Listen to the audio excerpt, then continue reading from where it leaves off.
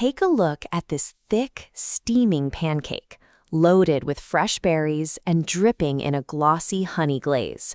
This is an ideal shareable breakfast. Today, we are going to build the perfect Canada Day honeyberry pancake skillet. This image captures the scale of crowds at Parliament Hill on July 1st. For a holiday this culturally significant, a strong morning meal sets the momentum for a full day of summer gatherings and barbecues.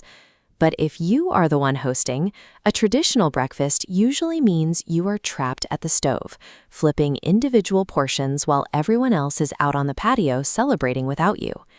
We solve that by executing a scalable, single-pan recipe broken into 3 distinct components: a simple batter base, a macerated fruit layer, and a rich honey glaze.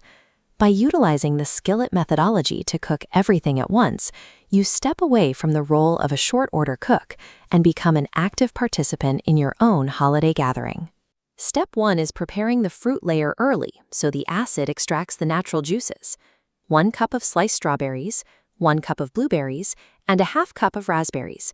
Toss them in a bowl with a tablespoon of lemon juice and a teaspoon of lemon zest, and let them sit.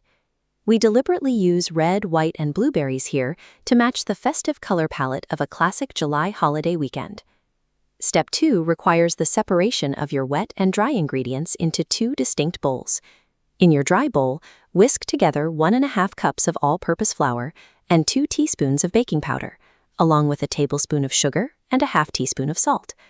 In the wet bowl, combine 1 cup of milk, a single egg, 2 tablespoons of melted butter, and a teaspoon of vanilla extract. When you pour the wet ingredients into the dry, you will likely feel the instinct to stir the batter until it is completely smooth. This is the primary point of failure for beginners. Look at this batter cross-section. Left, loose flour particles trap air pockets. Right, excessive stirring forms a tight gluten bedwork. When cooked, the left's air pockets expand to create height. The over-mixed right side cooks into a flat, rubbery disc. Leaving those lumps in the batter is a calculated, scientifically sound technique for maximizing your pancake's structural volume. Now for step 3, preparing the cooking vessel. Place a large cast iron skillet over medium heat and lightly butter the surface. Pour your entire volume of batter evenly into the center, letting it fill the pan as one massive cake. You now have a strict 3 to 4 minute waiting period. Do not poke the center or try to lift the edges. This top-down view shows exactly what you are looking for before making a move. Notice the small popped air bubbles forming across the center and the visibly dried matte finish forming around the outer edge. If you attempt to flip before these specific edge and surface indicators appear, the structural integrity will fail and raw batter will spill. Once the edges are set, slide a large spatula deeply underneath the center. You have to use a single, confident motion to turn a mass of this size. Lift the massive pancake slightly, cleanly flip it over, and let it cook for another 2 to 3 minutes. Strict adherence to those visual tells determines whether you get a flawless skillet cake or a collapsed mess.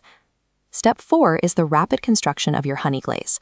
In a small saucepan, combine 1/3 cup of honey, a tablespoon of butter, a pinch of sea salt, and a teaspoon of cinnamon to build a deeper flavor profile. You only have a precise 1 to 2 minute thermal window here.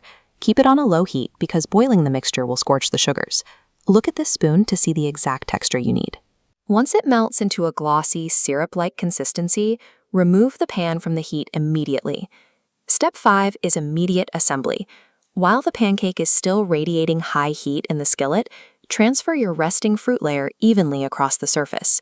Applying the cold fruit directly to a hot surface forces those macerated lemon and berry juices to soften into the crumb, integrating the separate components into a unified dish.